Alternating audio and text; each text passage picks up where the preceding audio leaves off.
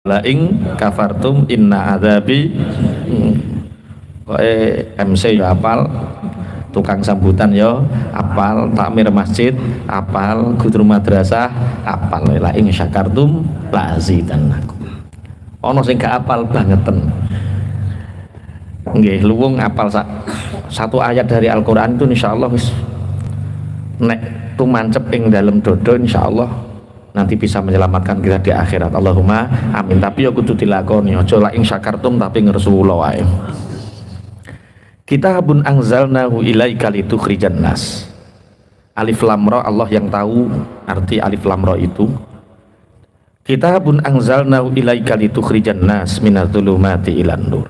Al-Qur'an ini adalah kitab yang aku turunkan kepadamu Muhammad untuk mengeluarkan manusia dari beberapa jalan gelap menuju cahaya.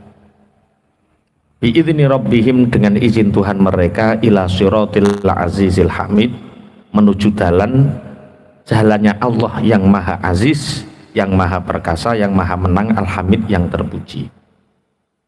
Jadi Al-Quran ini diturunkan oleh Allah agar orang-orang yang kehidupannya gelap dengan Al-Quran ini bisa menjadi terang.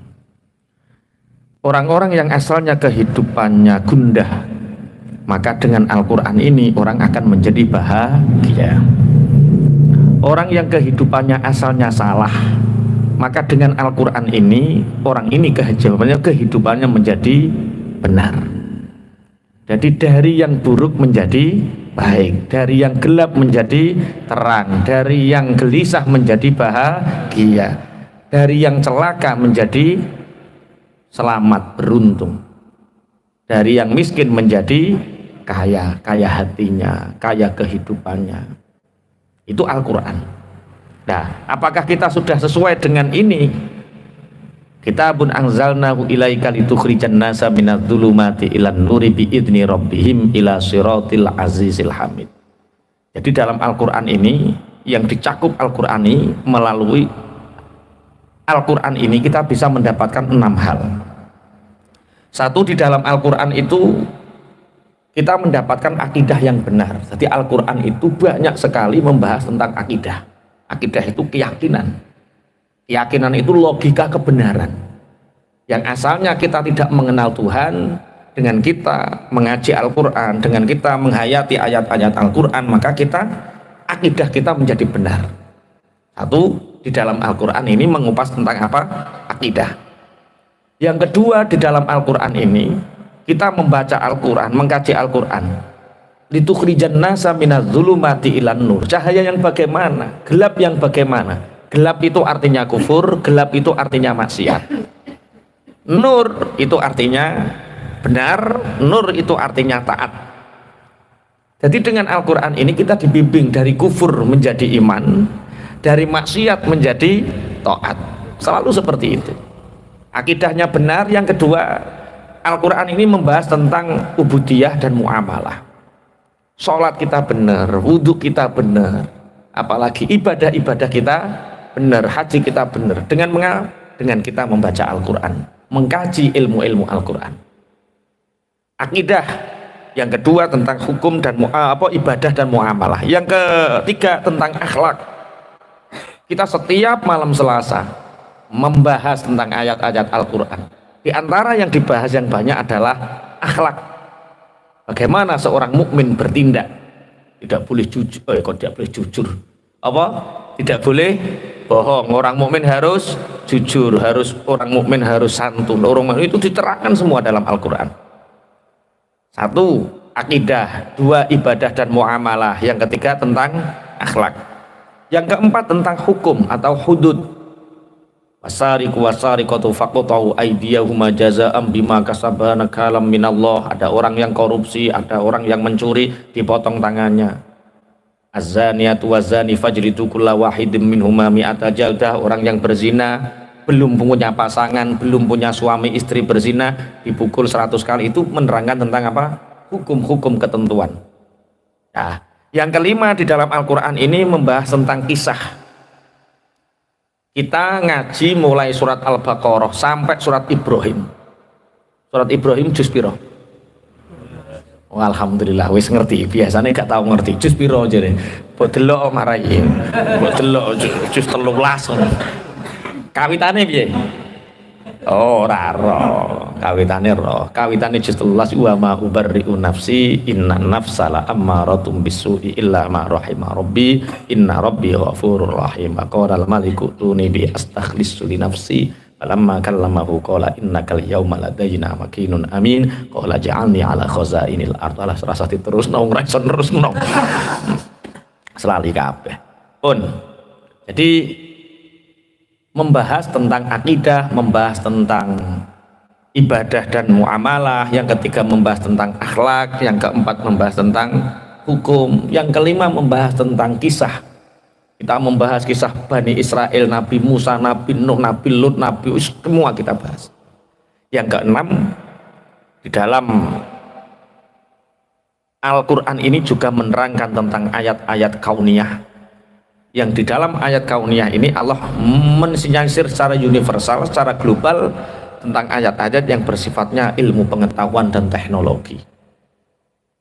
Ilmu pengetahuan dan teknologi, bagaimana lampu itu tercipta seperti ini di dalam surat An-Nur sudah sangat jelas. Dan rata-rata ilmu pengetahuan dan teknologi itu ketika dicek dan cross check 1400 tahun yang lalu Al-Quran sudah membahas itu. Jadi ini makanya betul orang yang mengkaji Al-Quran hidupnya itu tidak ada kegelapan di dalamnya. Wes, kalau Anda merasa kehadiran Anda, kehadiran panjenengan malam Selasa ngaji Quran, nggak merasa ada manfaat di sini, wes ora usah ngaji. Karena apa? Karena janjinya Allah, orang yang ngaji Quran, Al-Quran itu menunjukkan, mengeluarkan manusia dari kegelapan menuju cahaya, dari kufur menjadi iman, kok taat. Dari kufur menjadi iman, dari maksiat menuju taat, dari gelisah menjadi bahagia, dari celaka menuju selamat. Itu. Dari tamak menjadi qanaah, dari serakah menjadi ngalah, itu semua seperti itu. Dan kita tidak terasa karena dengan kita mengkaji Al-Quran ini akan menjadi tabiat watak. Aku mboyo sering bojone sampean niku kadang ketemu aku matur nuwun Pak Yai, bojo kula sajok malam Selasa nderek ngaji nu sakniki sumeh kalih kula. Lah biasane ra tau sumeh, berat biasane angel, kakean beban, kakean pikiran. Saiki kok modele rada brol, pikirane rada lega ngoten. Masyaallah. Minadz-dzulumati ilan nuri bi idzni rabbihim ila siratil azizil hamid. Di samping Al-Quran mengeluarkan manusia dari kegelapan menuju cahaya, Al-Quran ini adalah satu-satunya mukjizat yang akan bertahan ila yaumil qiyamah. Satu-satunya mukjizat yang akan bertahan ila yaumil qiyamah. Jadi mukjizat itu ada dua. Satu mukjizat yang sifatnya indrawi atau berupa material, seperti tongkat, seperti baju, seperti itu namanya mukjizat-mukjizat yang sifatnya material. Yang sifatnya material ini ketika Nabi atau Rasulnya meninggal, maka otomatis mukjizat yang sifatnya material ini hilang. Seperti Nabi Soleh punya unta, Nabi Soleh meninggal, untanya juga hilang. Nabi Musa punya tongkat, Nabi Musa meninggal, tongkatnya juga hilang. Sama. Lah, ada mukjizat yang kedua, yaitu mukjizat yang sifatnya imaterial atau non indrawi.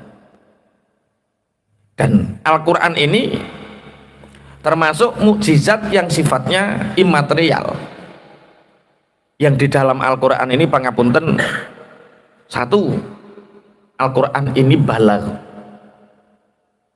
kesempurnaan dialek, kesempurnaan bahasa, kesempurnaan makna, kesempurnaan kosakata. Ini seluruh jazirah Arab, orang-orang Arab ditantang sama Allah. Pertama kon gawe 10 ayat. Sak surat dhisik. Kalau kamu meragukan Al-Quran ini firman Allah, buatlah satu surat. Orang sak wis ora trimo menungso, jin menungso kabeh wong sing ahli bahasa Arab yang nanti balag kesempurnaannya sama dengan Al-Quran. Ternyata sampai hari ini dan ila yaumil kiamah tidak akan pernah ada yang orang sak surat gak mampu 10 ayat 10 ayat gak mampu wes gak sak ayat sampai kiamat gak ada yang pernah mampu untuk membandingi kesempurnaan ayat Al-Quran ini. Satu, Al-Quran ini logis, bisa diterima akal. Dua, Al-Quran ini disebut i'jaz atau melemahkan musuh karena orang kafir pun sebenarnya ketika Al-Quran dibacakan mereka tidak bisa membantah. Tapi kenapa mereka mengingkari Al-Quran? Hanya karena saking atose hati. Podo karo misale Mas Toib seneng Cahayu, gara-gara dia ditolak darani Cahayu elek terus, padahal ya atine muni ayu. Paham maksudnya ya? Dia ingkare ora perkara orang darani ayu, dia ingkarnya bukan karena tidak mengatakan cantiknya, aslinya dia mengatakan cantik, ingkarnya karena dia ditolak. Kebencian, sakit hati. Ono bocah gingsul jari Cak Win manis, gara-gara dia ditolak akhirnya untuk kok murad marit. Padahal aslinya yo manis aslinya. Lah itu ingkar karena kebencian, sakit hati. Makanya Allahilladzi lahu ma fis samawati wa ma fil ardh. Orang kok sampai nggak percaya sama Allah, nggak percaya sama Al-Quran, padahal Al-Quran ini dengan izin Allah Al-Azizi Al-Hamid. Allah itu yang maha menang, Allah itu yang maha dipuji. Siapa? Allahilladzi lahu ma fis samawati wa ma fil ardh. Yaitu Allah yang mempunyai apa yang ada di langit, mempunyai apa yang ada di bumi. Jadi apa yang ada di langit, ada apa yang ada di bumi ini semua kepunyaan Allah, kita nggak punya. Sebenarnya kekuasaan Allah, kepemilikan Allah tidak hanya langit dan bumi, tapi karena ruang lingkup pikir kita itu kita tahunya itu kan langit karena bumi tok toh. Pokoknya yang paling ngombo apa? Langit bumi.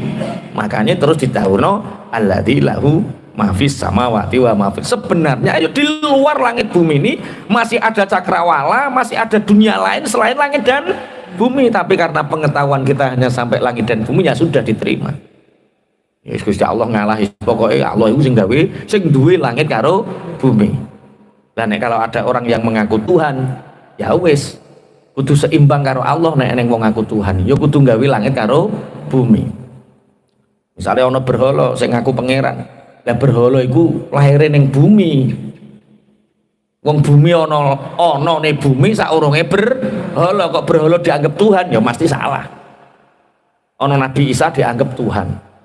Nabi Isa itu keren seperti ini, berarti Nabi Isa Tuhan. Lah Nabi Isa lahirnya neng bumi lah, yo wong pangeran kok dhisik nggone, kan nggak masuk akal. Ini Allahilladzi lahu ma fis samawati wa ma fil ardh. Ya wis nek ana pangeran sak liyane aku jere Allah yo gawe langit, gawe bumi. Tapi ternyata sampai ila yaumil kiamah juga ana reputasi sing iso gawe langit, bumi. Mulai Firaun iku sering digojlok karo Nabi Musa, karo Nabi Harun digojlok. Firaun iku ngaku pangeran. Lah yo pangeran kok lahir neng bumi. Jajal nek Firaun pangeran yo kon gawe bumi liya sak liyane iki. Lah nek gak iso gawe bumi liya yo ngaliya kok bumi iki iso ta ora dhek. Kan dhek kan pangeran, mestine iso gawe bumi sak liyane iki. Ternyata dhek lahir yo neng bumi, ngising yo neng bumi, mangan yo neng bumi.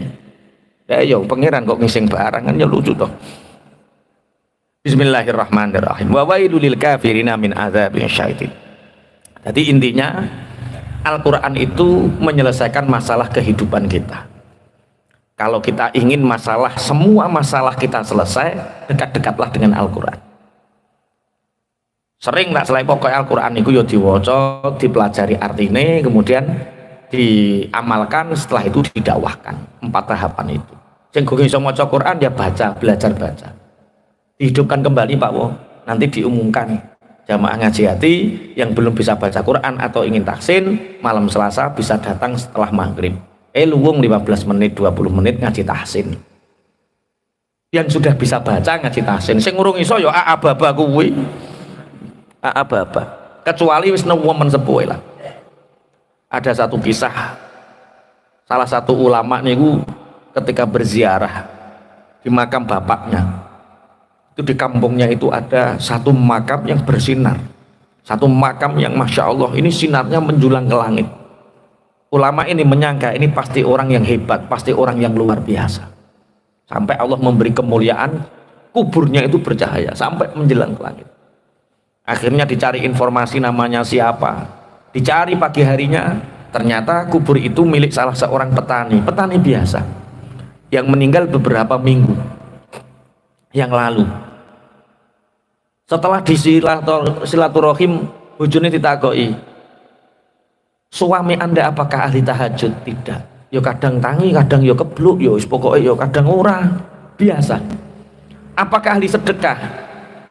Apa yang kita buat sedekah? Wong kita termasuk petani yang miskin. Yo kadang kalau ada tarian ya kita nyumbang. Biasa, pokoknya biasa banget. Sunah qobliyah ba'diyah yo biasa, yo kadang nek bogelem yo ngono wae, nek ora yo ora. Terus apa yang menjadi keistimewaan suamimu sehingga suamimu ini, aku melihat dengan mata kepalaku sendiri, kuburnya itu bercahaya sampai menjelang ke langit. Coba jawab, HP ini keri loh ya, HP ini keri, HP ini keri, HP ini keri ning jero yo, akal-akalanmu. Ya bukan, ini serius, bukan HP ini keri. Lah ternyata apakah suamimu ahli membaca Al-Quran? Jangankan membaca Al-Quran, baba saja dia nggak bisa. Apa yang diperbuat suamimu sehingga padahal kalau merujuk beberapa hadis, merujuk beberapa ayat Al-Quran, orang yang makom atau kuburnya bercahaya itu pasti orang yang ahli Quran. Karena Al-Quran ini dari kegelapan menuju cahaya. Al-Quran ini yang menjadi siraj, menjadi lampu kita nanti di alam kubur. Enggak ahli Quran, tapi kok terang benerang kuburnya. Akhirnya istrinya ini bercerita, saya sering melihat suamiku itu kalau mau tidur itu wudhu dulu. Setelah wudhu dia itu mengambil Al-Quran. Setelah mengambil Al-Quran mencium, setelah mencium memeluknya. Dan setiap aku lihat beliau itu menangis, ya Rob, sampai setua ini aku belum bisa baca Quran. Sampai setua ini aku engkau takdirkan untuk tidak bisa membaca Al-Quran, bukan karena keinginanku, tapi memang zaman yang membawaku untuk tidak bisa membaca Al-Quran. Kalau kita melihat kan dulu banyak orang yang nggak bisa baca Quran, menangis sampai lusuh ditangisi, dan setiap hari dia hanya membuka seakan-akan dia itu bisa baca Quran, tangannya seperti ini sambil menangis, tangannya seperti ini, dia membayangkan seperti dia itu membaca Al-Quran sampai khatam, dan itu dilakukan setiap hari.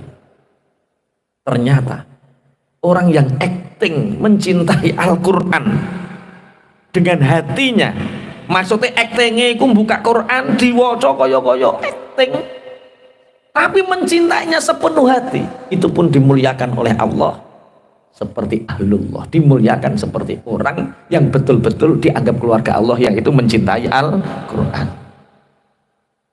Nah nek kowe nutul HP terus yo gak ngerti aku, sampai ning alam kuburmu itu konconan HP apa konconan Quran gak ngerti.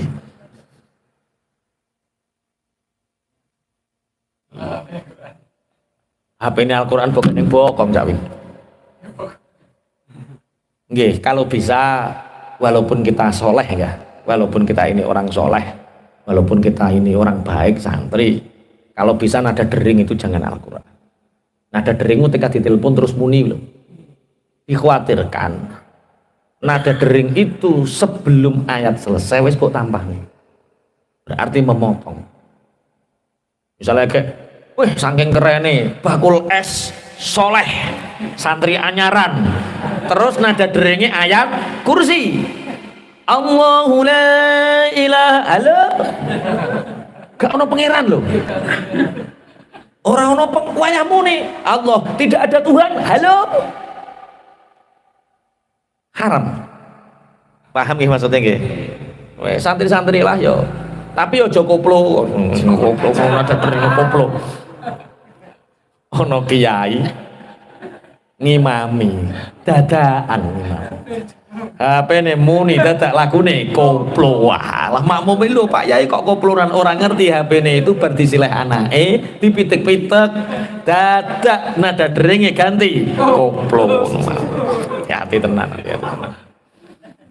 Mane HP ku yo rodok privasi kadang usah ndrodok ngono HP ne Pak Yai tak ganteni koplo. Wayang ngimami ya koplo. Oke, Al-Qur'an adalah penyelesai segala apa? Masalah. Al-Quran adalah penyelesai segala masalah. Allahilladzi lahu ma fis samawati wa ma fil ardh wa wailul lil kafirina min adzabin syadid. Dan celaka bagi orang-orang kafir. Celaka mereka bagi orang-orang kafir. Mereka akan mendapatkan siksa yang sangat pedih. Siapakah orang-orang kafir itu? Alladzina yastahibbunal hayatad dunya. Orang-orang kafir, orang-orang yang celaka adalah orang-orang yang mencintai kehidupan dunia. Dunia itu dari kata dana. Dana itu artinya parek. Kemudian isim tafdili dana itu adna, berarti kehidupan yang lebih dekat, luwih parek. Sedelok. Dana itu sebentar. Kalau adna itu sangat sebentar. Berarti dunia itu tempat yang sangat sebentar. Alladzina yastahibbunal hayatad dunya, orang-orang yang mencintai kehidupan yang sangat sebentar. Itu orang-orang kafir. Alal akhirah, lebih mencintai dunia mengalahkan akhirat.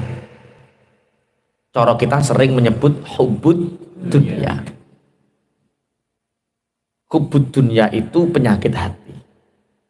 Bukan penyakit zahir, bukan penyakit fisik. Kalau penyakit hati, ini tidak berkaitan dengan zahir. Bisa jadi orang kaya, dia qanaah. Bisa jadi orang miskin, hubbud dunya. Karena hubbud dunya ini penyakit hati, bukan penyakit zahir. Ada satu kisah yang sangat menarik diceritakan oleh Syekh Abil Hasan Ali Asyadzili. Beliau adalah ulama yang sangat kaya raya, santrinya 6.000. Dan itu biaya makan ditanggung semua. 6.000.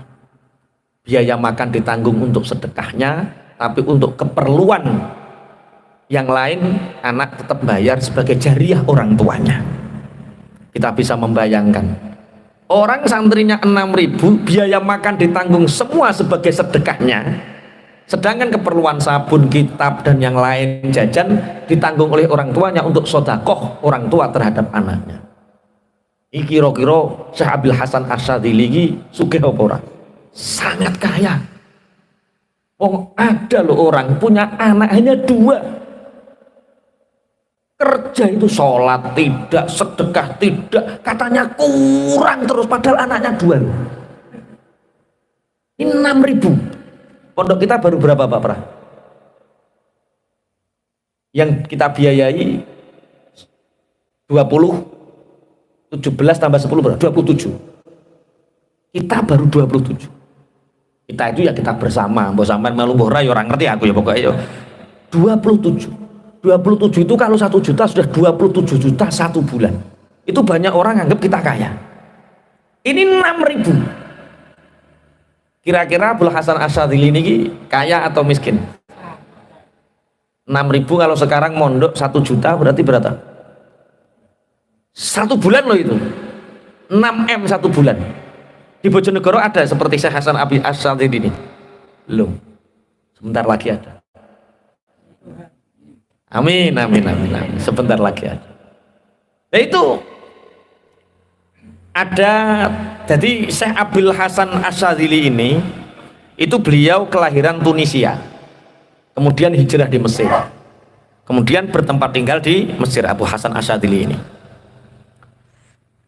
kemudian ada temannya dari Tunisia itu ngirim santri.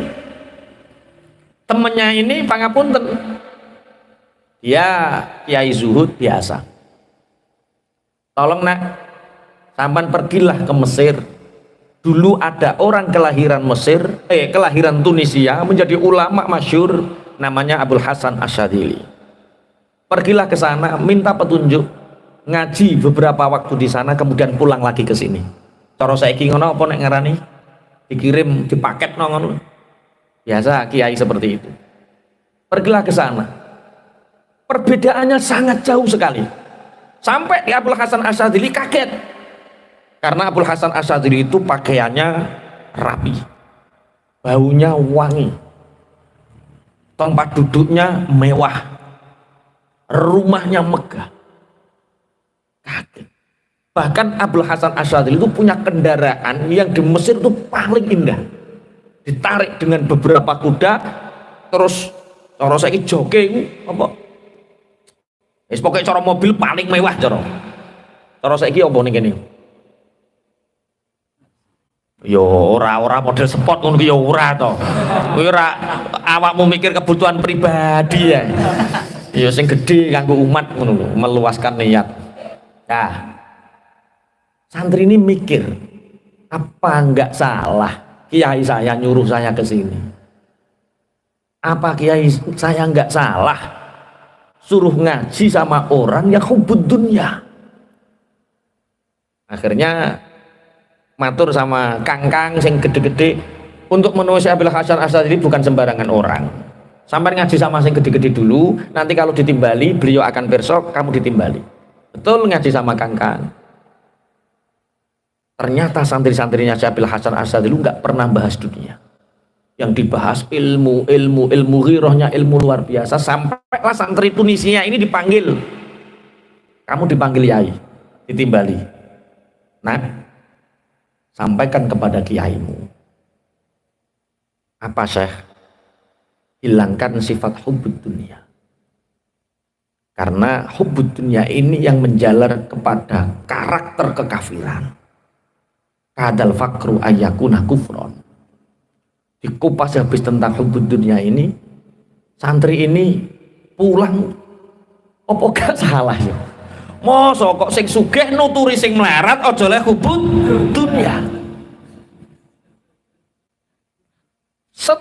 Sepanjang perjalanan dia itu teringat beberapa bulan di rumahnya Syekh Abul Hasan Asyadzili. Aku tahu bahwa pembantunya itu jumlahnya 16.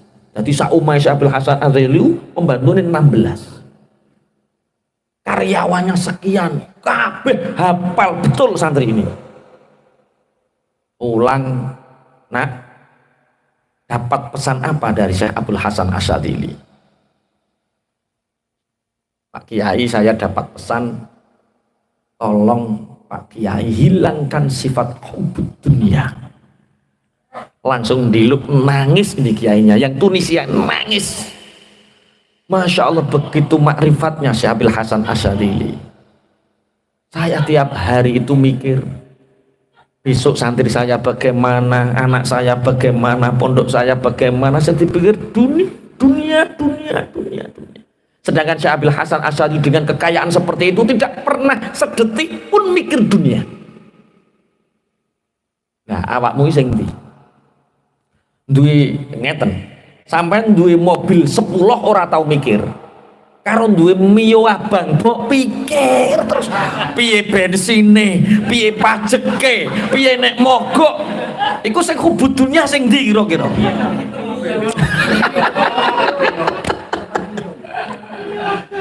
Jadi hubud dunia itu penyakit hati, bukan penyakit fisik. Bisa jadi yang hubud dunia orang kaya, bisa jadi orang miskin juga punya penyakit hubud dunia. Kalau kita punya dunia, ya simpan, tapi jangan di hati. Kita boleh genggam dunia, tapi jangan di tangan kita. Di mana kita menggenggam dunia? Diberikan kepada umat. Di mana kita menyimpan dunia? Yo kayak neng rekening wakaf atau rekeningnya dewi, pokoknya hati ini clear, tidak ada unek-unek tentang dunia. Karena penyakit hubud dunia ini penyakit yang menghinggapi orang-orang kafir. Jadi ciri khasnya wong kafir niku hubud dunia. Nah, hubud dunia itu yo duwe ciri-ciri. duwe tanda-tanda. Coba digerayangi atine dhewe. Engko nek 6 tanda ini ono berarti kowe hubud dunya. Kok wis grogi ngene modele.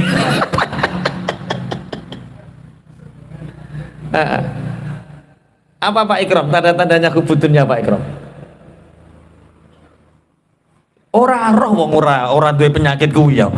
Sing duwe penyakit mesti ngerti tanda-tandane hubud dunya. Apa Mas Taib? Tanda-tanda hubud dunya.